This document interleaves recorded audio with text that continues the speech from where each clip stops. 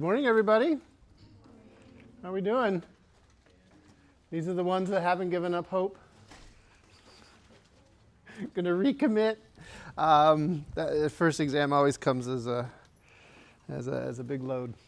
I forgot to hand out the labs, your lab ones that I finally got around to putting in the computer. So in the second section yesterday, I forgot to hand them out. So if you don't have your lab one, you're in the second section. It's up here. You can come get it up afterwards. Or if I remember your name, I'll try and remember to give it to you. Next week, just a heads up. I'm old, and I have severe stenosis in my cervical spine, which is very technical words for my neck hurts. And so I'm getting some nerves ablated. They're going to burn out some nerves in my neck Tuesday. 90% sure that's going to happen. Surgery scheduling being what it is, right? Okay, they'll call me and let me know if it's going to happen or not. Based on the last time I did this, I am going to be a very angry person the next day, and I shouldn't be near people. So there's a decent chance that I'm going to cancel lab next week, okay? It's not official yet. I'll know more on Monday when they call me, right, and let me know what times and all that kind of stuff's going on. I'll let you know, like, probably with a Tuesday announcement, right, whether or not it's, like, totally official. But I just kind of wanted to give you a heads up about what's going on and not to celebrate my death or anything, right? But it could be that next Wednesday we won't have lab. And we're in February, right? Isn't next Friday a holiday? Isn't it? When's President's Day weekend? President's Day holiday starts the 13th. Right? We take Friday and Monday off at this school. So yeah, I think that's next week, isn't it? Right. So, but Friday, no grasp, right? So all that kind of stuff. So anyway, just trying to keep ahead of things. Yes. If lab were to be canceled, would we make up the lab the following? You'll have to do it at home with all of your own equipment. No. No. We'll probably just skip that lab. Yeah, we really don't have time in the schedule for doing whole makeup labs and all that kind of stuff. So, but yeah, we'll see how it goes, right? What they tell me and when it's going to happen, and I'll make a call on Tuesday. Well, I should know. They're supposed to call me on Monday, right? So I should know. I'll be in class. They've told me it's not in the morning. So unless they totally lied to me, right? But I'll keep you apprised. Just kind of keep you, if you see a Canvas notification come in next Monday or Tuesday, don't ignore it, right? It could have information that will save you a trip to campus maybe. All right. Oh my gosh, we need to finish chapter 4, which is going to be a big ask. We'll get everything you kind of need to get done. We might bleed a little bit into chapter 5 because chapter 5 is related. But let's start talking about these pushes and pulls that exist in nature. We're going to give some names to some very special forces, pushes and pulls that we have to analyze. And then we're finally going to jump into Newton's second law for realsies. So tension, right? Tension is a push or a pull that always acts along like a rope or a string or a chain. The reason we give it a unique name is that tension can only pull, right? We said a force is a push or a pull, but in the case of tension, you can't push with a tension, right? Okay, as soon as I try to push with this string, nothing happens, right? You can only pull. So we'll often talk about like the tension in a rope, the tension in a string, the tension on the box, right? If whatever we've got a rope or string or wire or anything attached to, even though it's a pull, right, we'll give it a special name. We'll call it tension because we're trying to communicate that it only pulls. Friction, okay? Friction we're gonna get into in nauseating detail, and I'm pretty sure you know what friction is, right? Put your hands together, rub them, you're feeling friction, right? Okay, and we'll get into the two different kinds. Normal forces, these are fun. That is a word that has nothing to do with it being abnormal. It's a mathematical word. Does anybody know what normal means in math? Perpendicular to, okay? So anytime two objects come into contact with each other, like my hand on the board, okay? That contact means that there's a push or a pull going on, and it's always perpendicular to the surface. So what direction is the force on my iPad right now? Well, good. Griffin said down. That's gravity, right? But gravity isn't caused by two objects coming into contact with each other, right? Does gravity work if there's no contact? Yeah, right? It worked the entire time it was in the air, right? So I'm talking about the force of contact here. Which way would it be? It's going up. How do you know that? Because the surface is horizontal, right? And so because they're in contact with each other, my force has to be perpendicular to the surface.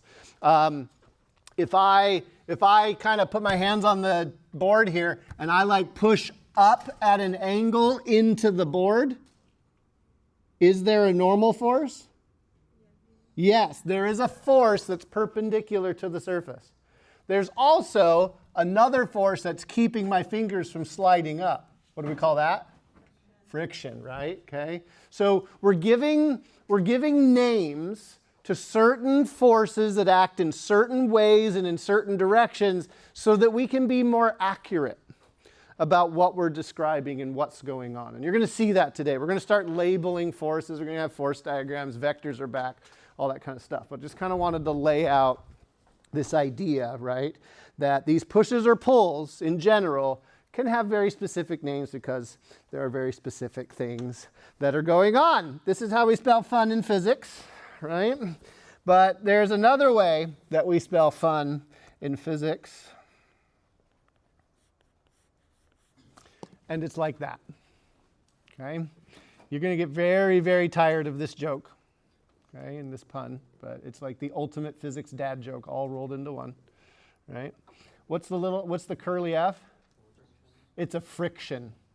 Yeah, usually we use capital F for a generic force of some kind, okay? But that little curly F is reserved in physics for talking about friction. What's N? You want to take a guess? Not a Newton. It's a normal force, right? So we now have confusion between the unit N for force, right? And a symbol N for the normal force, okay? And then this Greek letter mu, kind of like a little kitty cat mu, right? The Greek letter mu, it's a U, right? There's our letter U, but you put like a front leg on it or something, right? Okay, yeah, or an elephant, or I don't know what it is, right? Okay, but usually what I do when I'm writing it is I just kind of start long and then I make a U. I kind of over-exaggerated it there. You'll see it printed so that it's more like something like that, right, in a book. But that's a Greek letter. You're going to learn Greek in here.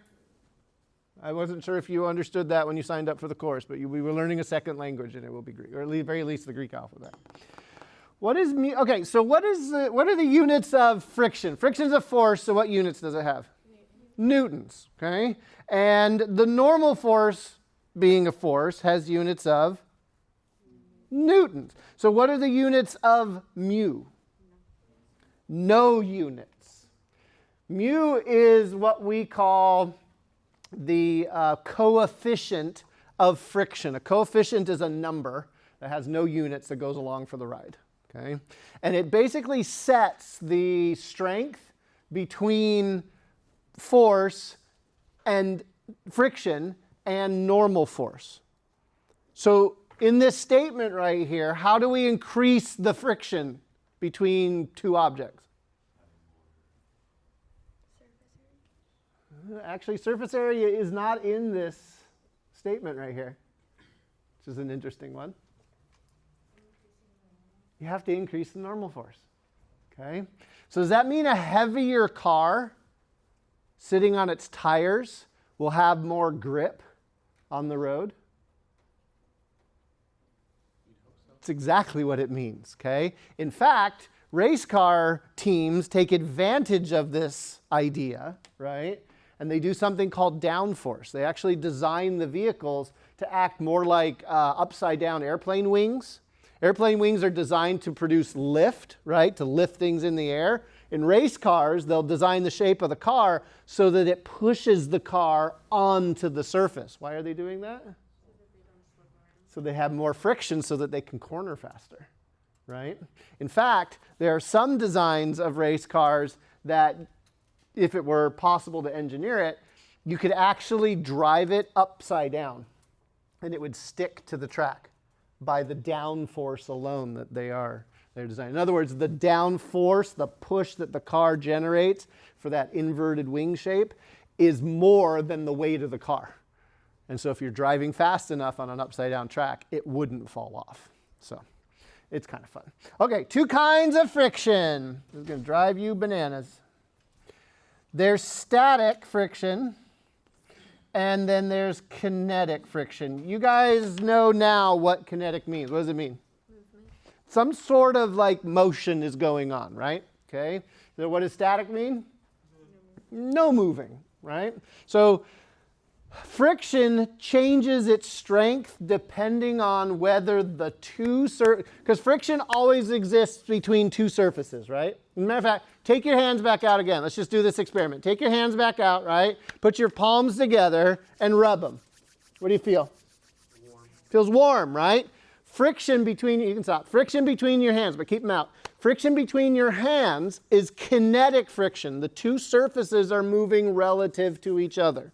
Okay, and they're generating heat. Okay, now do the same experiment. I want you to push your hands together strong enough so that when you try to slide, it doesn't. Right? You kind of have to really give it some push and then try to slide it up and down. That's friction also, but this is static friction. And how do you know it's static friction? Be very careful. What's not moving? Because I can do it this way. What's not moving? The objects. Got to be really, really precise here. The surfaces between the objects are not moving relative to each other. So let me, let's do this. We'll use this binder. Okay. The force between the stapler and the binder, static or kinetic? This is static friction. Good. Why is this static friction? Even though it was moving, even though I was walking with it, why was it static friction? Because those two surfaces. Yeah, the stapler's not moving relative to the surface of the binder. They're both moving together, right? But they're not moving relative to each other. Okay. Now is it kinetic or static? That was kinetic. Why was that kinetic? The stapler fell. The stapler did not move with the binder, right? Okay. It slid across the surface, and so that's going to be kinetic friction. In the American sport of baseball, when the runner is coming from first base to second base, see, I know enough about baseball to know you don't slide into first. But when you're sliding into second or third or home plate, what kind of friction is in that slide? That's kinetic. How can you tell? Because the ground is staying still, but the person is moving across the surface, right? Okay. All right. The friction that exists between your tires and the road while you're driving along, kinetic or static?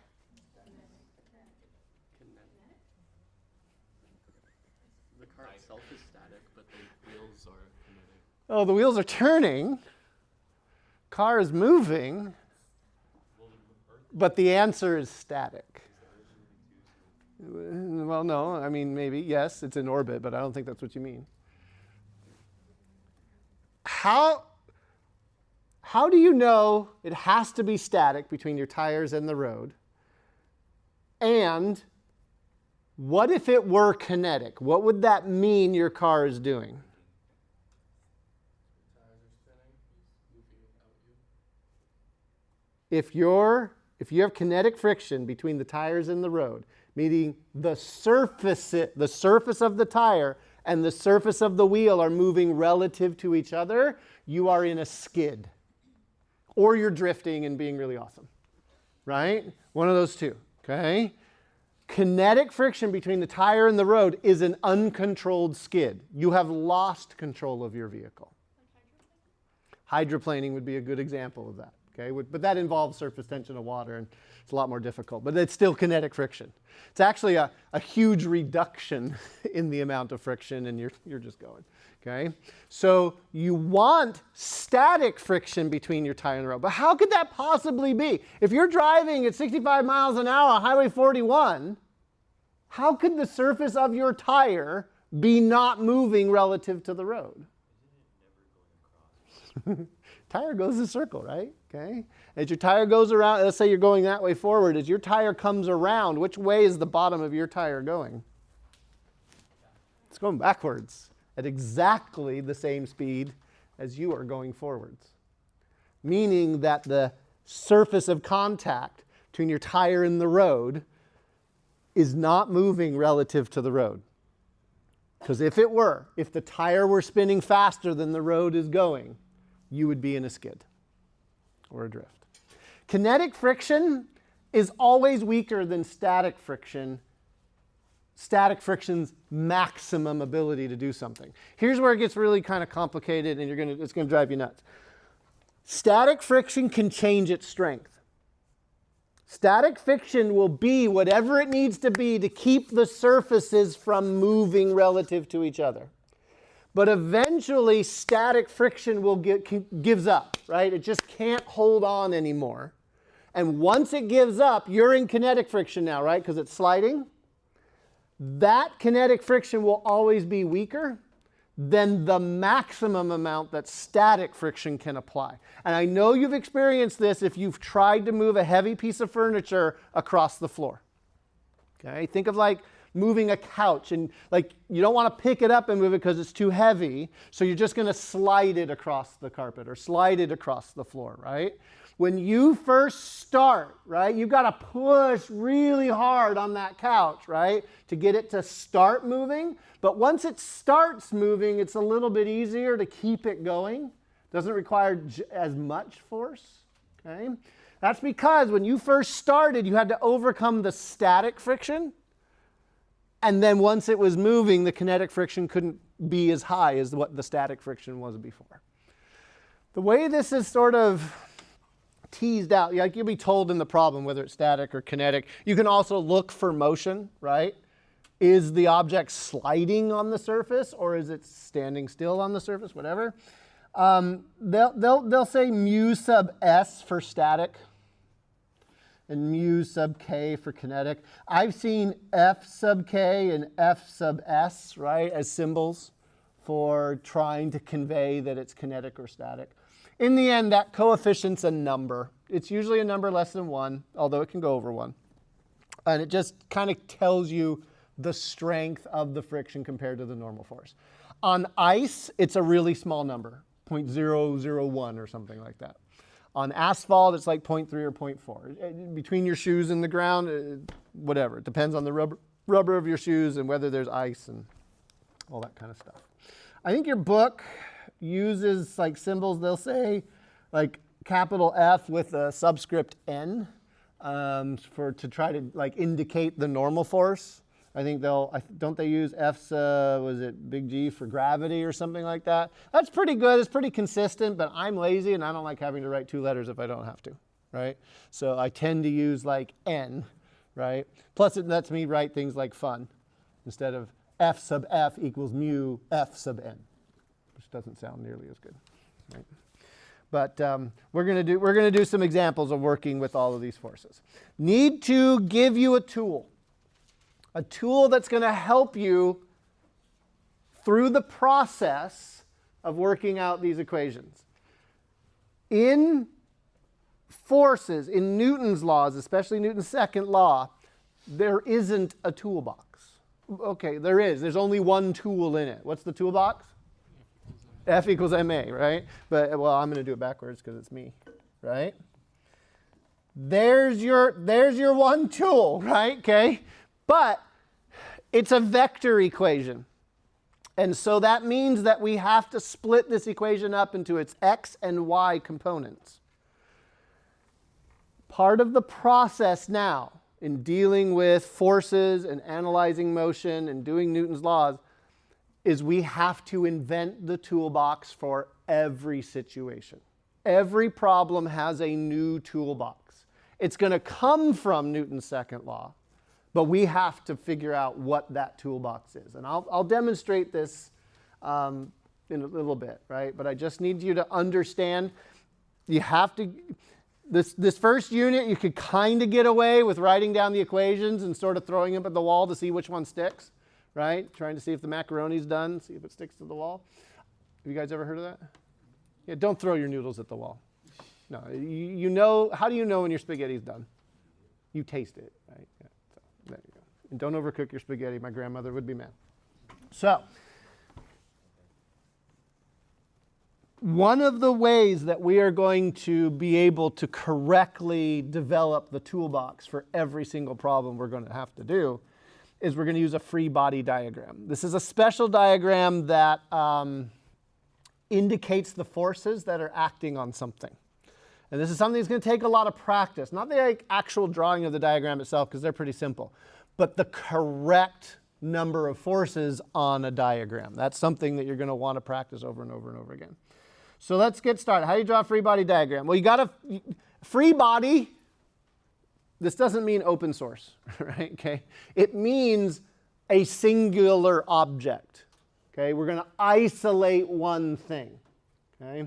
So let's do the free body diagram of you sitting in your chair right now. Okay. Last time we were together, I screamed up and down, ranted and raved that in order for, we even sang a song, right? In order for a force to exist, you need how many objects? You need two objects interacting, and that's still true. But in a free body diagram, we isolate one of the objects. And we say, okay, what forces are acting on just this object?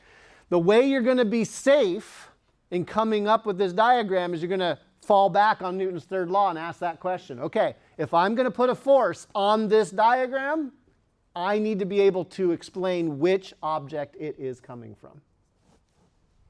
Let's draw a free body diagram of you sitting in your chair. The first thing you do is you draw the object. Okay? So this is a picture of you sitting in your chair. Let's just make sure that we all understand how to draw pictures, okay? Give me an object, any object, and I will draw it for you. Go. A stapler? A cat. Venezuela.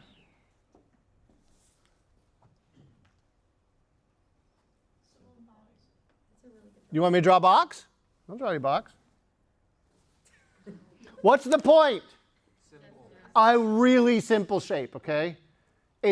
You just draw, as a matter of fact, a lot of physics textbooks, they just put a dot, okay, to represent the object, okay?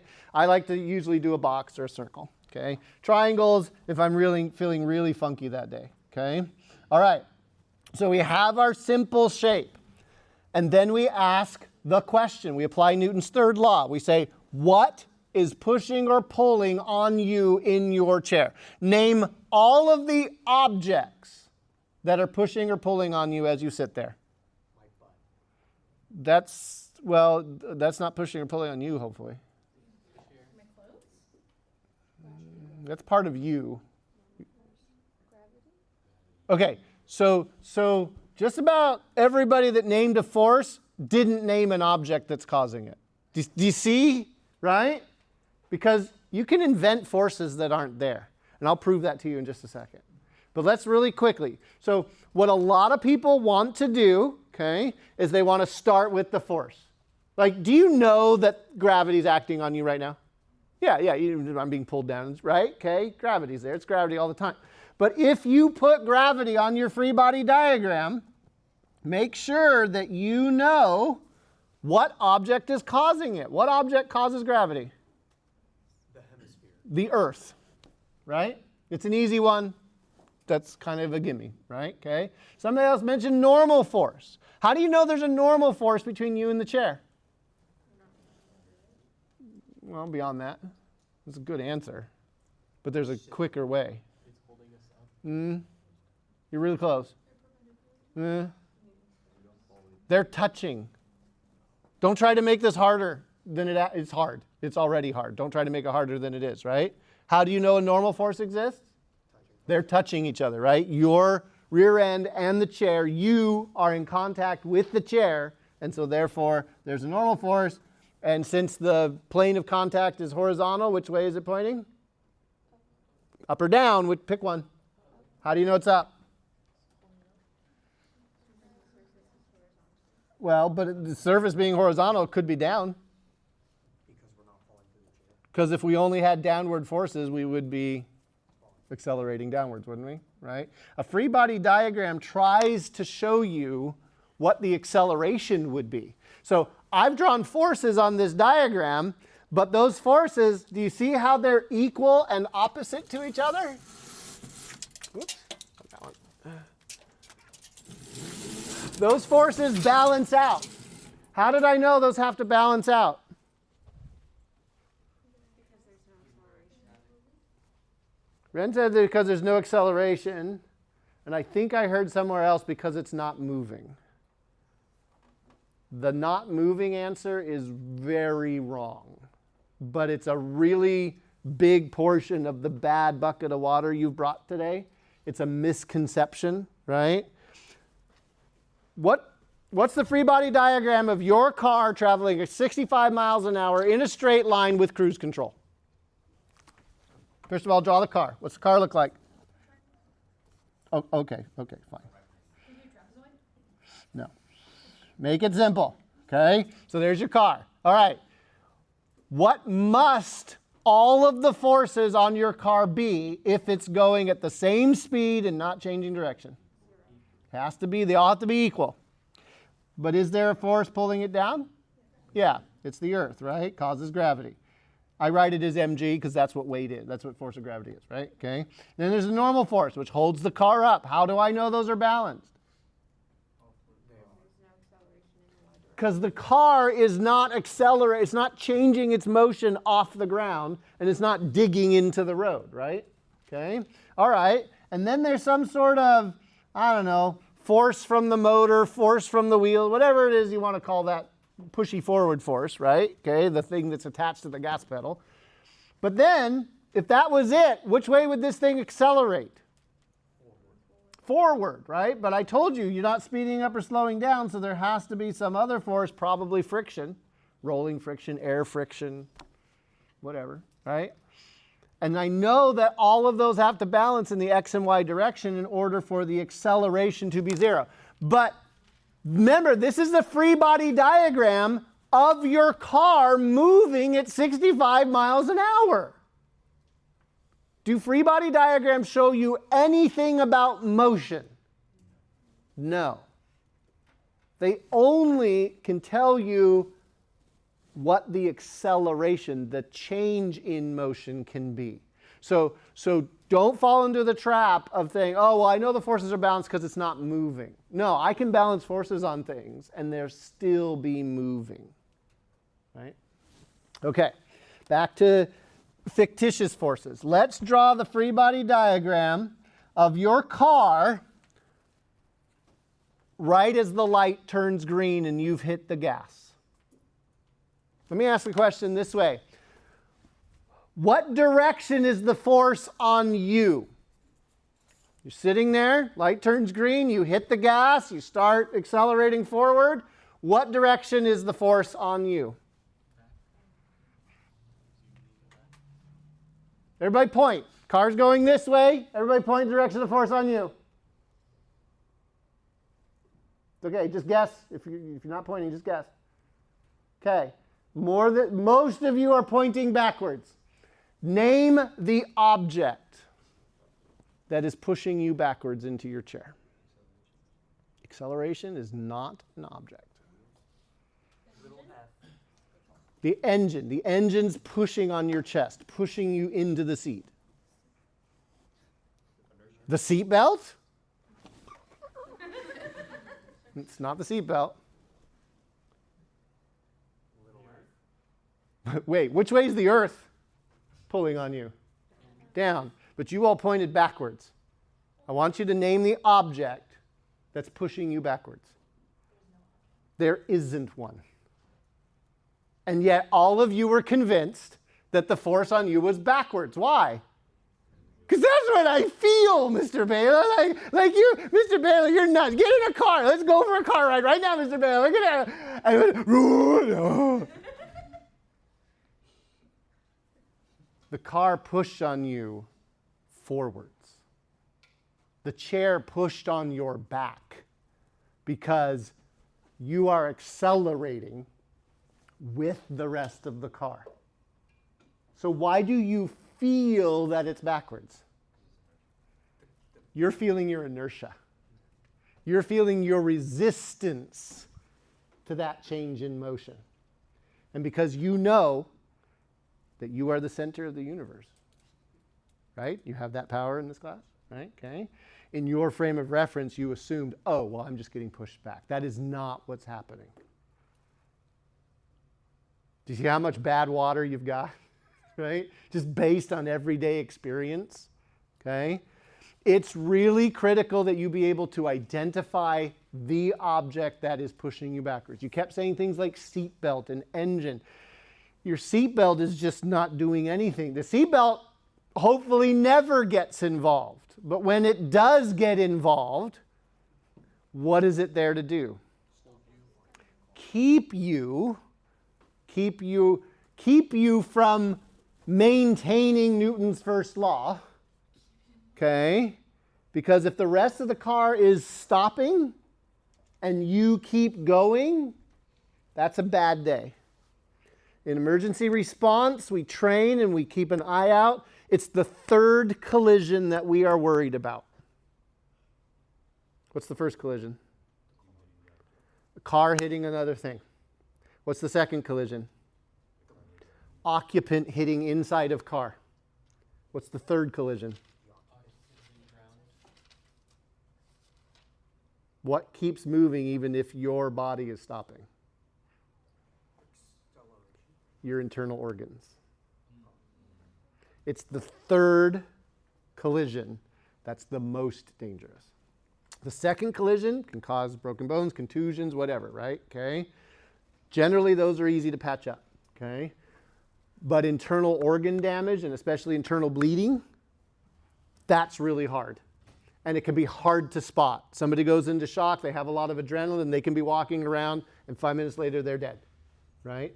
So inertia is a killer. Right? The seatbelt is there to make sure that you are accelerating with the car. Now, the seatbelt doesn't pull you in as you accelerate forwards, right? The seatbelt only prevents you, right, from coming off of the seat, off of the chair. It locks up, it holds you in place. The airbag is designed, we'll talk about this later, to slow down the acceleration that you are experiencing. But the key thing here that I'm trying to drive into your head, and it went really dark really fast, is this idea that you have to be able to name the object that's causing the push or the pull. If you can't, there's a good chance you're inventing something. And I'll demonstrate all of this as we go. What are we going to do? Well, we're going to do your car accelerating forwards. Where does the normal force come from?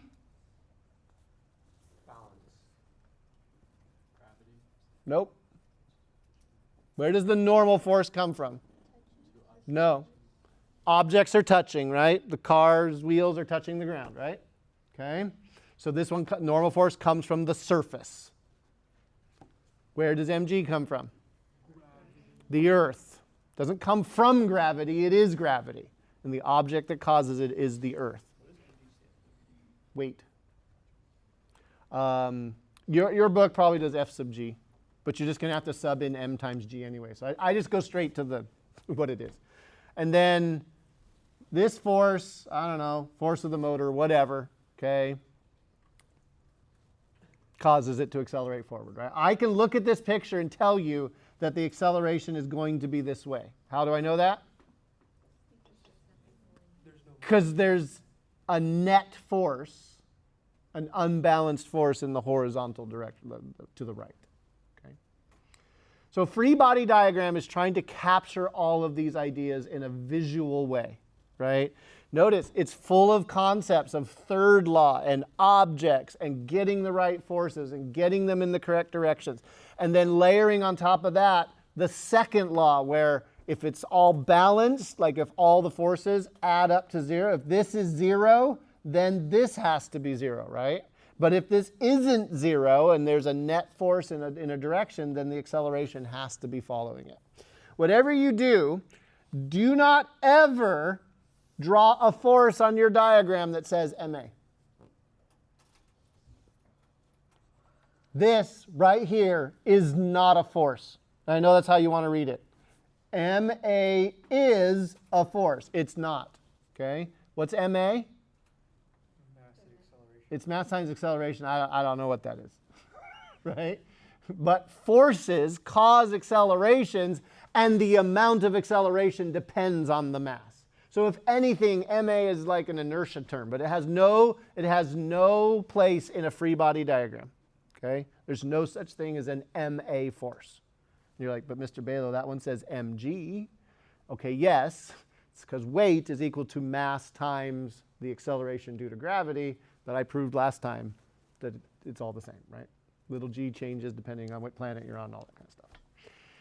So, do you remember this? Remember the 4-step program to physics success? Barely. Yeah. It was like, hi, my name is Mr. Balogh, and I've done physics for the last 24 years of my life. Visualize, strategize, do it, check it. The details are going to be a little bit different. When we did kinematics, do you remember we would like make a list of all the knowns and unknowns and stuff? How many knowns and unknowns are there going to be in ours? It's F equals ma. We don't have many choices, right? Right? So we're not going to make lists. What we're going to do is we're going to draw pictures. We're going to draw free body diagrams. We're going to label them. We're going to figure out what the forces are doing, so on and so forth. Our strategy, instead of looking for an equation to pick from a toolbox, we are going to develop the toolbox as we go. And then once we have the tools that we need, we will use them to solve the problem. So it's still this overall idea of having a method, a process by which you do something. A lot of you yesterday during the exam autopsy kept saying, oh, Mr. Balogh, I thought I could get away with just knowing the equations.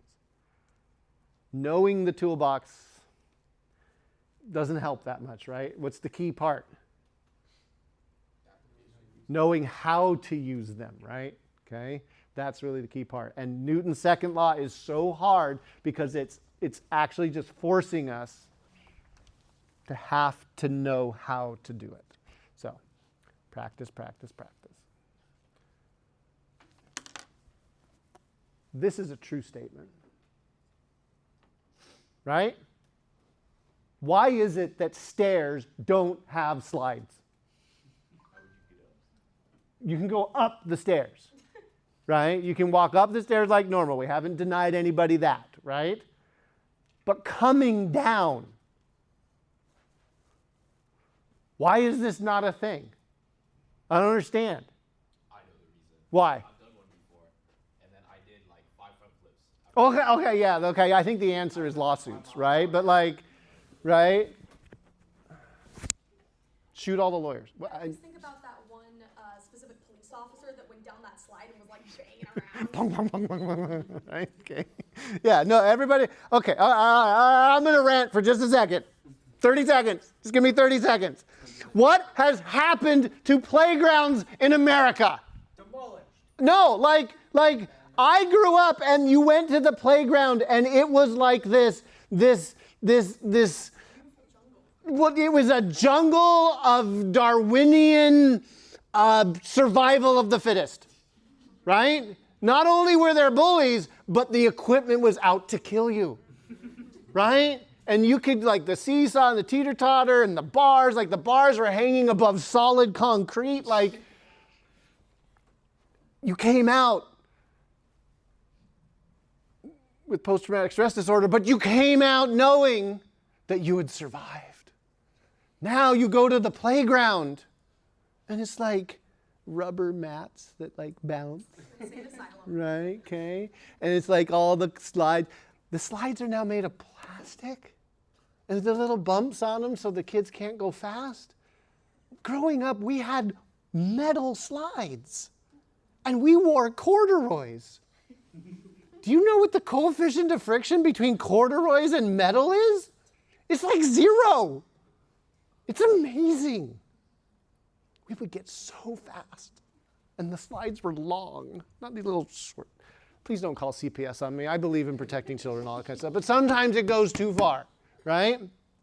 How do you have fun if there isn't just a little tiny bit of danger in there? Anyway, we're going to do this. We're going to do this problem, okay? Let's go down the slide, okay? Now, notice the problem doesn't say slide with friction, okay? It says inclined plane with friction. That's because I am going to solve every single problem that involves something like a slide. So this could be a child going down the slide. This could be a skier skiing down a hill. This could be a box on a loading ramp that's sliding down the loading ramp. This could be a penguin sliding down an iceberg in Antarctica. Anything that is sliding down something, right? I am now going to solve. This is what physics does. We solve one problem for everything, right? And then we might have to fundamentally change it if it like instead goes up or something like that. But let's just do this, okay? And you'll see things a lot like in physics. They'll say a skier is on a hill. What you need to draw is a triangle. In physics, all hills are triangles. Okay? We will get to hills that do this later. Okay? We'll get there. Don't worry. Okay? But for now, if it's a hill, it's a triangle. Okay? And the hill is going to have an angle of incline. I'm not going to give you any numbers here. You're gonna hate me after this. Okay? But it's going to, so let's say that we are given, right, the angle of the hill. Okay? And we are going to, let's say that they gave us the angle of the hill. We know the mass of whatever object happens to be on it. Kid, skier, penguin, goat, motorcycle, I don't care what it is, right? As long as it's sliding down. And let's say that they told us that the coefficient of friction between the object and the hill was a certain number. They've given us they've given us that. That's all we know. Okay? We are going to find the acceleration of this object down the hill. How are we going to do it? We're going to draw a free body diagram. Okay? We have the hill, and we have our child, our skier, our penguin. Doesn't matter. Okay? Some physics textbooks will draw this picture just to kind of anchor you as to what's going on. And then they'll come over here and they'll redraw the object off by itself and make a true free body diagram. I hate that. For me, personally, I have to see the object sitting on the hill. Otherwise, I'm going to get lost as to what I'm doing. Okay? So I'm going to draw, even though I'm going to draw forces only on the child, I'm going to keep the hill in the picture. Okay? You'll see this happen depending on which YouTube video or whatever it is you're watching. Okay? Your book's fairly consistent. They use the hill. All right. I've got my kid on the hill. I know it's sliding down, but I'm not going to put any velocity vectors on this because free body diagrams don't tell me anything about motion. All they tell me about is forces and accelerations. Okay? So, you start with what objects are pushing or pulling on the kid. Can you name something that's pushing or pulling on the kid? The earth. Thank you for saying the object. Okay? The earth is pushing or pulling. And what do we call that force? Gravity. It's okay to say gravity as long as you remember to double check and say the earth. Is that too small? Did I draw it too small? You guys there in the back, you're all young. You can see that, right? Okay. Notice the direction that I gave to gravity. Down. Straight down, right? Okay. It's very important. Gravity acts in or straight down. Okay, what else? What object is pushing or pulling on the kid? The hill. So you said a force, a normal force. They said a hill. The hill causes a normal force, the surface of contact, right, between the kid and the hill. But it's not the only force that the hill exerts, because there's a force in the surface. There's one perpendicular to the surface, and then there's one in the surface. And what's the one in the surface? Friction. Okay? And it's kinetic friction. Now, how do you know that kinetic friction points up the slope? Kinetic friction always points opposite the direction of motion. Okay, now I've really confused things. Remember, motion is what? Is motion X, V, or A? V. It's V, right? So we do have to be able to do kinetic friction correctly, we do have to know which way an object is going. So if this kid is sliding down the hill, which way will kinetic friction be? Up the hill. It's always opposite the direction of motion. If this is a penguin sliding up an icy hill, which way would the kinetic friction be? Down. Okay? So you have to take a step back, and if it's kinetic friction, you need to know which way it's going. This is going downhill, so we're going to draw the kinetic friction. Okay? But don't confuse velocity with acceleration. Acceleration is how the motion is going to change. We'll get there in a little bit.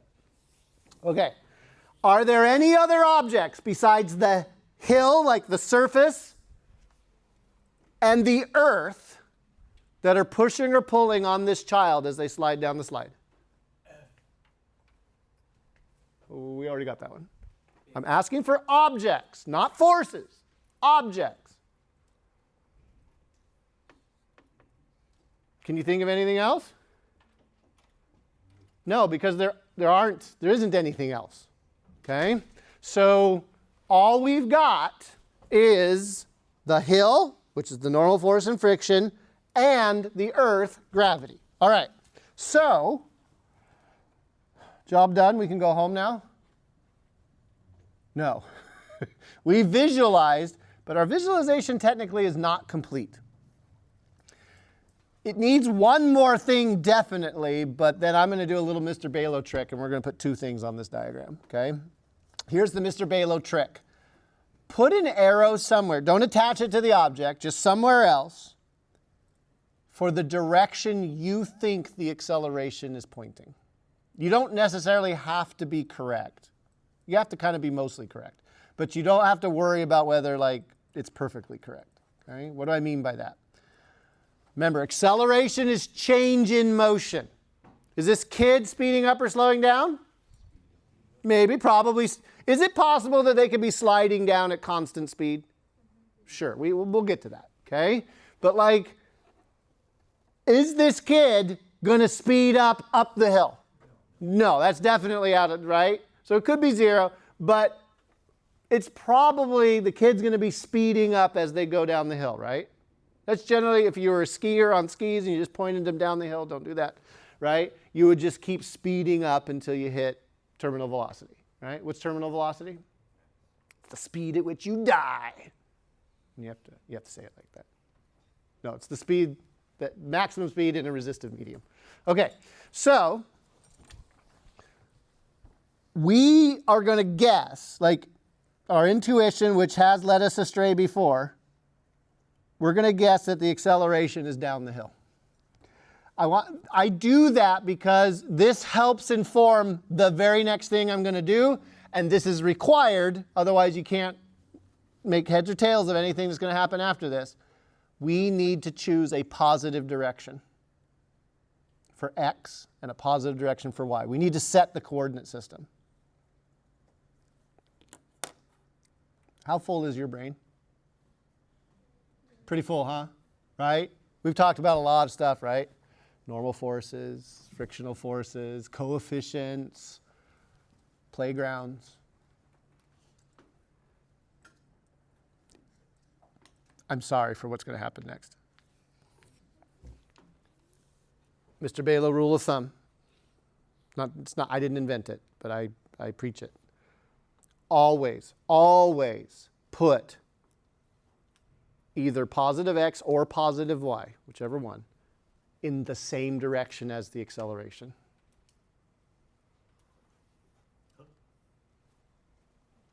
Let that sink in for just a second.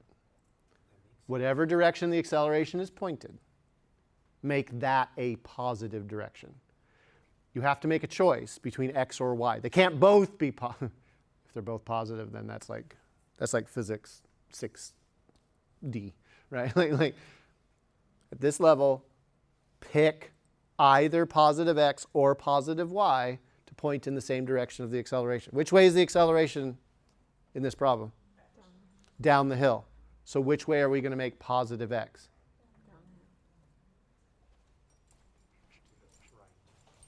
Not to the right. Down and to the right. This is positive. This is positive, right?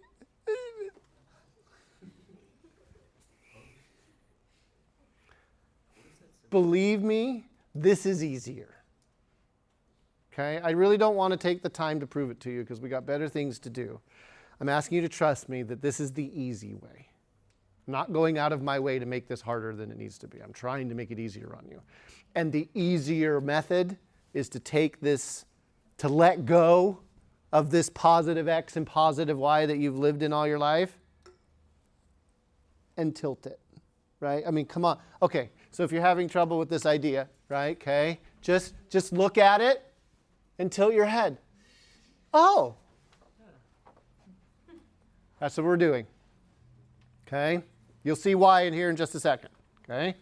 But always put a positive x or y in the same direction as the acceleration. I chose positive x, meaning that positive will be down the hill. So what sign would I put on anything that's pointing up the hill?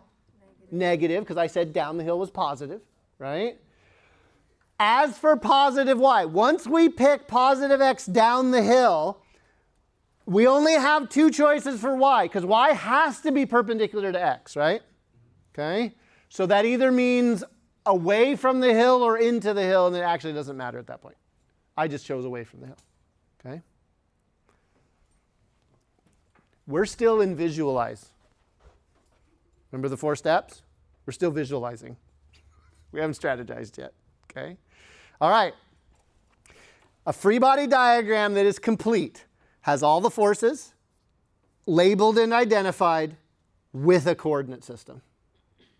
This little acceleration that I've drawn in here is just for me to help remind future me when I come back and look at this, what the heck was I picking? Right? What did I guess? What did I choose? Right? You're setting a coordinate system, and even if you get this wrong, like even if you get the acceleration in the wrong direction, let's say the acceleration was up the slope, which is not in this problem, but in general. If you do all the problem and you work it out, the only difference will be that you get a negative answer. But the number for acceleration will still be the same. You just have to trust me on that one. Okay. What do we do to strategize? We write down Newton's second law in every direction. What do I mean in every direction? How many directions do we have? We have 2. You'll never have 3. Just 2 in this class. No z's. So in the x direction, what are we going to write? We're going to write ma sub x. Do you notice how I took the vector sign off of it and I just put a little subscript down there, right, to say acceleration in the x direction? And then I'm going to do the same thing over here with y. I'm going to write ma sub y, so I don't have to keep writing vector symbols. I've broken this Newton's second law, which is a vector equation, into its parts. So this is a little bit like when we had to do projectile motion, we had to break things up into x and y, parts of the motion. But that's what we're doing here. We're breaking it up into x and y pieces of Newton's second law. I wrote out like a template here, right? Do you see how I have ma equals and then I left some space and I got may equals? This is like my template. All problems are going to look like this. The free body diagram might look different. But you're going to want to then think about, okay, m times a in the x direction and m times a in the y direction. And what does m times a add up to or equal? The sum of the forces in that direction. So what we're going to write on the other side of this equal sign right here is any force in this diagram that's pointing in the x direction. Okay? What are we going to write on the other side of this equal sign? Any force that's pointing in the y direction. Can you identify, let's just look at x for right now. Can you 100% point to one of these and say, I know that's in the x direction? F, right? That little curly f, right? How did you do that? Do you see how it's on this line right here? Right? It's F sub k, yeah, kinetic friction, okay? It's along this line, which is what we called the horizontal, right? Remember, tilt your head, okay? It's pointing not in positive, but negative x, isn't it? Okay, so what are we going to write over here? Negative fk. That's a for sure. Okay. Now, can I go ahead and write n right here? No. Because it's in the y direction, right? So, now that since we're talking about it, can you see that it's definitely in the y direction? Yes. So, sometimes what I will do if I'm working this myself, I'll draw like a little dotted coordinate system, like right on my diagram, okay? Just to help me, like that dotted green line is lined up with what I picked, right? For that tilted coordinate system. And it just kind of helps me visualize, okay, everything along this line, and then everything along this line. No, Griffin. Everybody's going to hate you. For MG, is it still going in an x direction? Yes. MG is not playing nice. Because MG points both in the x and y directions. So it's just both. So we have to break it up into the x and y components. Could this have gotten any worse? Yes. Well, yeah, okay, I can make it much worse. But no, but like, this is the easy one, right? This is the sad part about all of this, right? Okay? You're going to have to go and you're going to have to watch this again. And you're going to have to think about it. And your brain needs time on this. It really is quite bad, okay? So, let's back up for a second. MG, does it live just in the x direction as we've defined it? No. Does it just live in the y direction? No. It lives in both. So now we have to find the components, the x and y pieces, right? You can think of it like that. I'm going to pull a trick on you. Oh no. Yes, because you've already figured it out.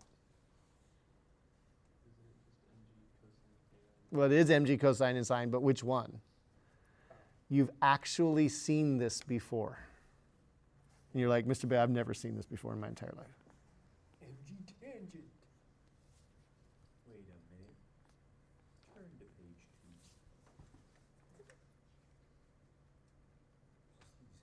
Do you remember this one? Yeah. Uh-huh. I already had you figure out what the angles are.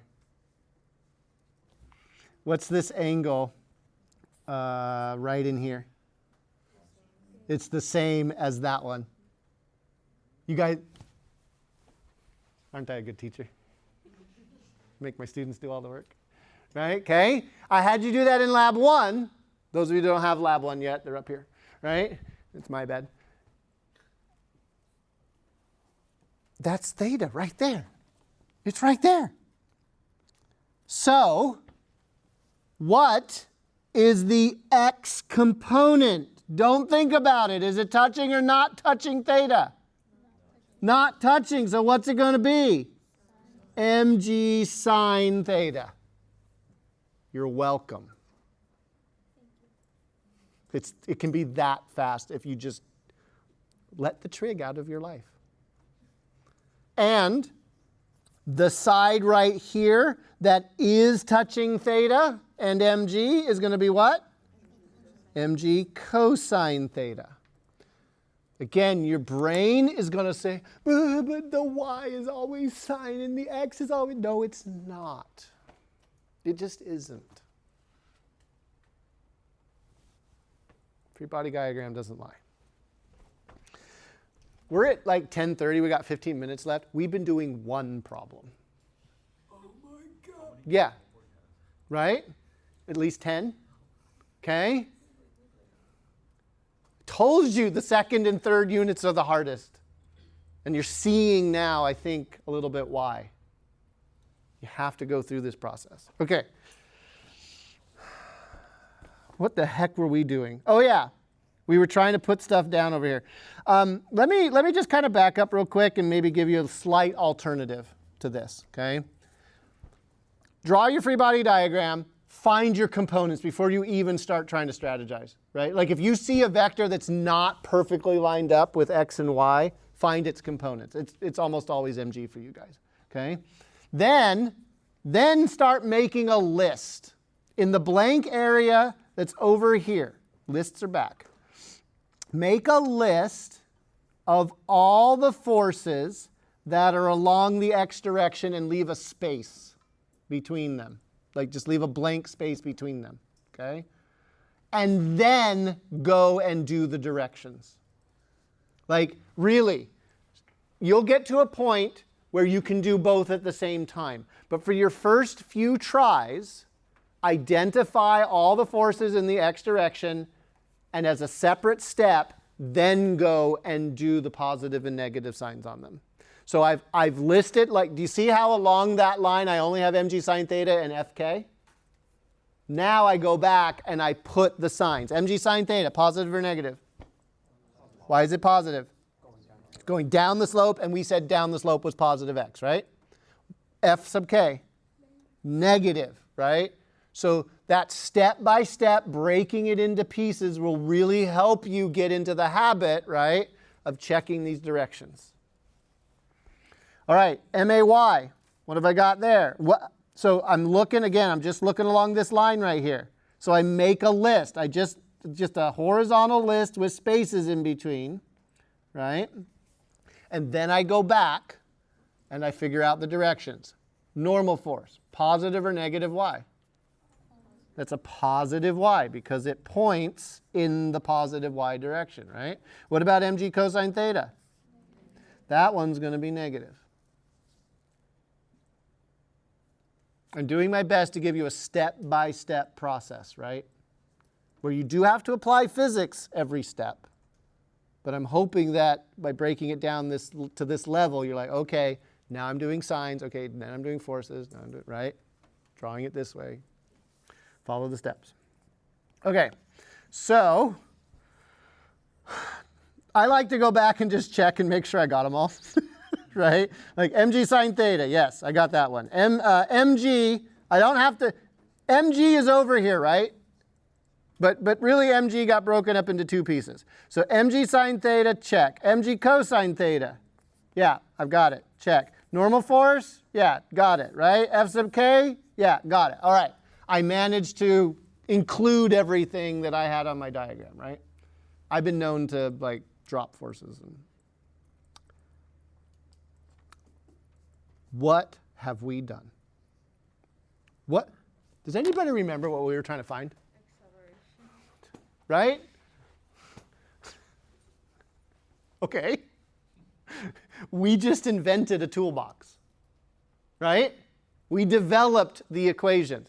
Like, this is like a bait and switch, isn't it? It's like, look at Newton's second law, Mr. Balogh. It's so simple. And yet it developed that. it's a monster. It looks all nice and innocent, and then it rips your jugular out, right? Newton's second law is bad. It's okay. We're going to spend like half of the course trying to avoid it. All right. But we got to step through it. All right. How are we going to find acceleration? We don't. Yeah, you give up and become an English major. What? Where? Okay, I am transitioning now from strategy to doing it, right? The strategize is like get the equations and then come up with a plan. What's the plan? But what? Plug what? There's two accelerations here. Which one am I solving for? Rx plus Ry. Yes, right? I got to solve for both, but. One of them is 0. In the y direction. Y is the a sub y 0. Because the normal force and gravity force cancels out. That's a good physics explanation, but there's a simpler explanation. It just does. No. We lined up, remember, Mr. Bailey's rule of thumb, tilt the coordinate system. We guarantee that our acceleration will only be along one direction, the x direction. As soon as we say the acceleration only points in x, what's the acceleration in y? Yes. That's why you do that. That, and if you didn't, you would have to find components for 2 vectors instead of 1. So, a sub y is 0. Like by definition, right? So that only leaves a sub x to solve for. Well, that's good, right? I've got an equation right over here. It's got a sub x in it, right? So how do I solve it for a sub x? Divide by mass? Okay, wait a second. Do we know what the mass is? It was given, right? So it's a number.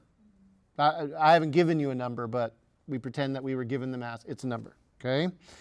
Do we know what little g is? Oops. Yes. Spoiler alert. Do we know what theta is? Yeah. So what is mg sine theta? It's a number. I don't know what the number is, but it's just a number. So I'm going to stop thinking of it as m and g and sine theta. I'm just going to think of it as a number. It's a known thing. It's just along for the ride. Okay? Do we know what fk is? No. So we need to find fk, right? I can guarantee that you have already forgotten how much fun this is.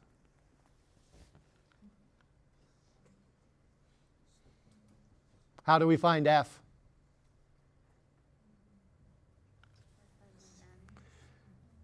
F sub k will be based on mu sub k, and I need n. Is there a way that I can find n? Yeah. It's right up here. This side is 0. So what's n? No. It's mg cosine theta. And what is mg cosine theta? A number. I don't know what it is, but it's just a number. It's a bunch of known things, right?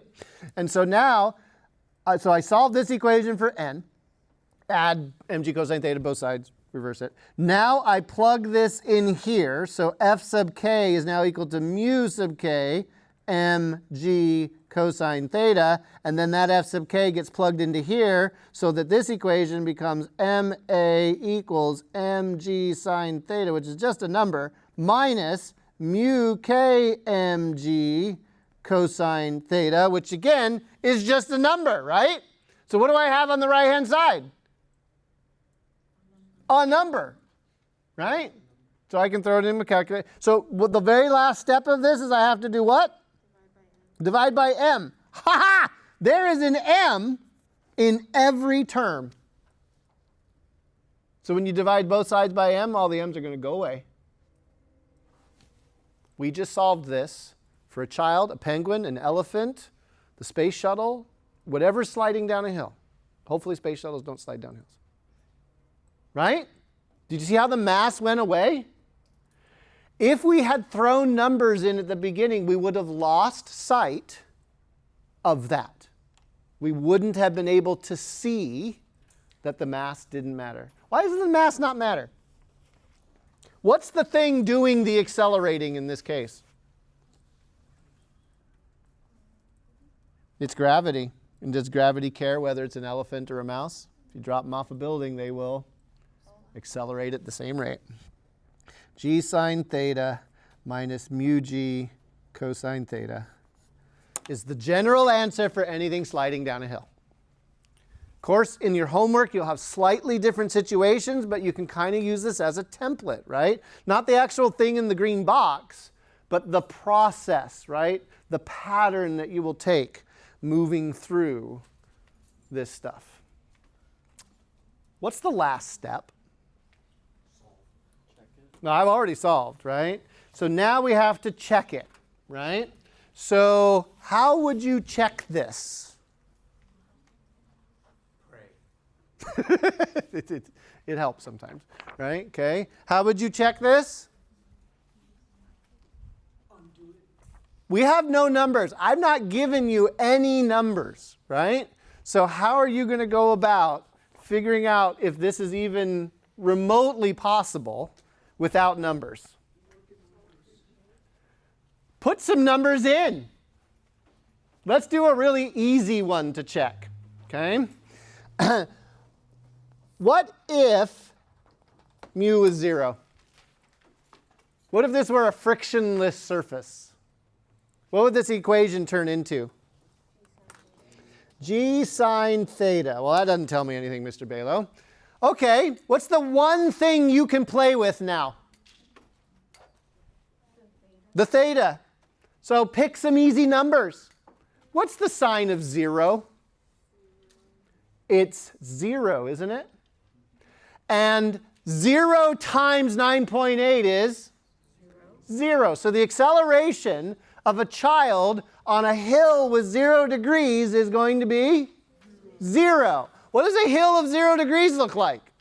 Flat. A flat tabletop, right? So if you put a child on a frictionless surface, are they going to accelerate anywhere?